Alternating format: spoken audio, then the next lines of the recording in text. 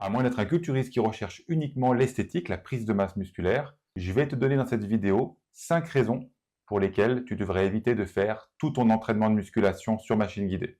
Tout d'abord, l'ergonomie pour le moins discutable des machines. Il faut bien que tu comprennes que les machines sont inventées pour un large panel de personnes, pour une personne moyenne, une personne imaginaire en somme. Moi par exemple, je mesure 1,97 m. Il y a certaines machines dans lesquelles, tout simplement, même les réglages faits au maximum, je ne rentre pas dedans.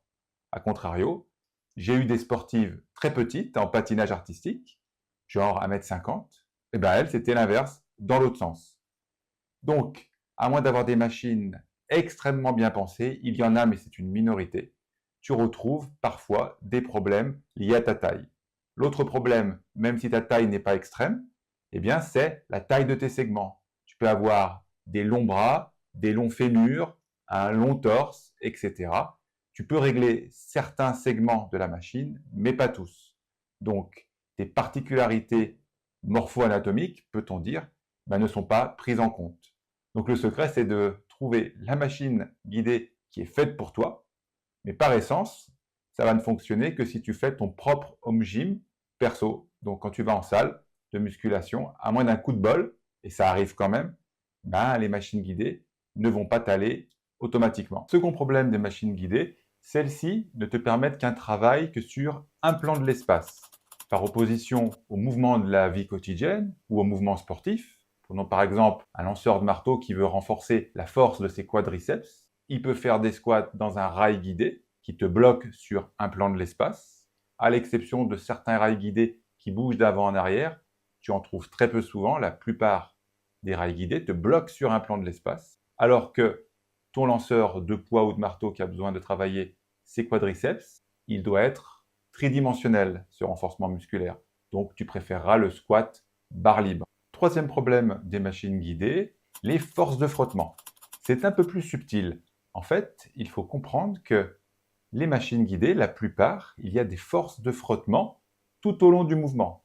Par exemple, les machines où il y a différentes plaques pour ajuster le poids, ça frotte, ça coulisse en permanence. Donc, il y a des forces de frottement du début du mouvement à la fin du mouvement. Ces forces de frottement n'existent pas dans la vie réelle, ou du moins pas si souvent que ça. Reprenons l'exemple de notre lanceur de poids ou notre lanceur de marteau qui veut renforcer ses extenseurs du genou, ses quadriceps. Le plus dur au moment de l'extension de genou, c'est vaincre l'inertie du mouvement. Le maximum de force à produire a lieu pour vaincre l'inertie, pour commencer à bouger. Un autre exemple de la vie de tous les jours. Quand tu pousses une voiture qui est en panne, le plus dur, c'est de vaincre l'inertie, commencer à faire bouger la voiture. C'est là où tu envoies la purée. Puis après, ça roule tout seul, sans faire de mauvais jeu de mots. Et donc, ce manque de transfert entre les forces de frottement continues de la plupart des machines guidées versus la plus grande difficulté à vaincre l'inertie du mouvement, donc le début du mouvement, fait que les machines guidées ne sont pas le meilleur choix pour renforcer les mouvements sportifs et les mouvements de la vie de tous les jours. Quatrième problème des machines guidées, la charge proprioceptive, si l'on peut dire. Qu'est-ce que je veux dire par là? Dans les muscles, dans les tendons et dans d'autres endroits du corps, il y a des petits capteurs qui informent en permanence ton cerveau de la position des segments, les uns par rapport aux autres et par rapport au corps en général.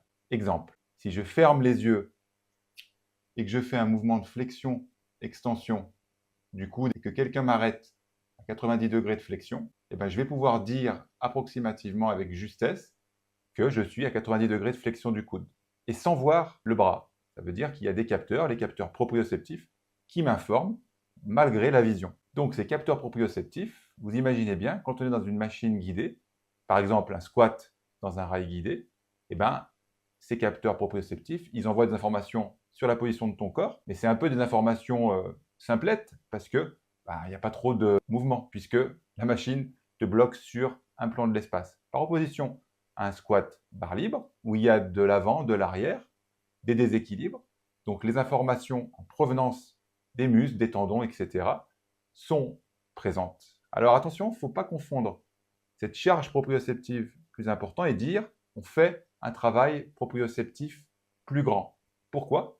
Parce qu'il y a d'autres choses dans la stabilisation que les informations en provenance du corps. Il y a aussi les informations en provenance de l'oreille interne, l'appareil vestibulaire, et les informations en provenance de la vision. Mais ce que je vais vous dire par là, c'est que la charge proprioceptive les informations en provenance des capteurs musculaires, tendineux, etc., les informations, elles sont plus simples à gérer parce que moins nombreuses finalement. Cinquième et dernier problème, la surutilisation du même mouvement, toujours à l'identique. Je m'explique. Imaginez, on fait une flexion-extension où le coude est toujours verrouillé au centimètre près. C'est-à-dire qu'on ne peut pas bouger le coude du tout. Donc tu vas reproduire une flexion, une extension du coude toujours à l'identique, sans aucune possibilité de micro-mouvement qui pourrait te permettre de décharger une partie du stress à différents endroits des articulations. Tandis que si tu es bloqué toujours au millimètre près, eh bien, le stress sur l'articulation, il est au millimètre près. Il n'y a pas de possibilité de diluer, si l'on peut dire, le stress articulaire. Tandis que si tu fais ta flexion-extension avec la possibilité de bouger un tout petit peu, eh bien, tu peux diluer un petit peu aussi le stress articulaire. Donc la surutilisation du même mouvement, toujours à l'identique, ça peut entraîner à terme, à haute dose, des gênes, voire des petites douleurs. Alors, faut-il mettre à la poubelle définitivement toutes les machines guidées? Non, évidemment que non. Tout d'abord, tu es un culturiste, tu recherches uniquement la prise de masse musculaire à visée esthétique et tu as à ta disposition des machines qui te sont parfaitement ergonomiquement individualisées. Pourquoi pas? C'est rarement le cas, mais dans l'absolu, je ne vois pas de raison majeure à être un culturiste qui est obligé de faire que des mouvements barre libre ou haltères. Ça peut se discuter, je veux bien votre avis dans les commentaires. Dites-moi ce que vous en pensez. Est-ce qu'un culturiste, même qui recherche donc uniquement l'esthétique, est-ce qu'il a quand même intérêt, même s'il a plein de super machines à sa disposition, à faire du travail barre libre et haltères? Dites-le moi dans les commentaires, ça m'intéresse. En tout cas, hormis ce public-là, on se rend compte que quand même, les machines guidées ont plein de problèmes. J'ai dit dans la vidéo, j'aurais dû dire plutôt des limites. Par contre, il y a quand même des avantages non négligeables aux haltères. L'autre avantage qui me vient à l'esprit, c'est si tu veux cibler avec précision un groupe musculaire, une fonction, là quand même, prenons l'exemple d'une bonne machine à ischio, une bonne leg curl.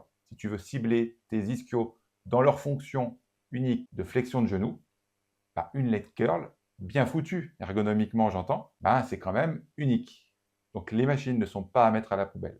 À visée de préparation physique et d'entraînement fonctionnel, alors fonctionnel je sais c'est un terme qui est galvaudé, mais j'entends par fonctionnel qui te prépare à des mouvements complexes et ou des mouvements de la vie de tous les jours. Alors, je conseille quand même de laisser une place limitée aux machines guidées. On peut prendre comme point de départ de la réflexion un rapport 70-30. 70% du plan d'entraînement devrait être réalisé avec poids libre et on peut garder quand même environ un tiers, 30% du travail sur machine guidée pour l'avantage que je viens de citer. Ça te permet d'isoler finement un groupe musculaire ou une fonction. Ah oui, j'allais oublier, les machines guidées aussi te permettent de te sortir de situations épineuses. Par exemple, moi j'ai travaillé 2 Jeux olympiques pour la Fédération française de ski, pour les équipes nationales. Croyez-moi que dans ce type de sport, des squats, on en fait souvent dans la semaine. Donc quand tu fais 2 fois des squats barre libre dans la semaine, tu es quand même bien content d'en faire une 3e session à la presse à cuisse qui te soulage la colonne vertébrale. Donc vous voyez, les machines ne sont pas à mettre à la poubelle. Il y a plein de cas particuliers où les machines peuvent te sortir de situations délicates, peut-être pas, mais peuvent améliorer la qualité de ton plan d'entraînement. L'exemple des skieurs olympiques en est un. Dans ma dernière newsletter, j'ai parlé de l'entraînement à l'échec sur un public d'athlètes de haut niveau. Tous les mardis matins, cette newsletter décortique des études ou alors j'y partage mon expérience accumulée pendant 25 ans sur 5 Jeux olympiques d'hiver et 2 Jeux olympiques d'été. Cette newsletter est gratuite. Vous n'avez qu'à cliquer vers ma tête sur la grosse enveloppe pour la recevoir tranquillou tous les mardis matins.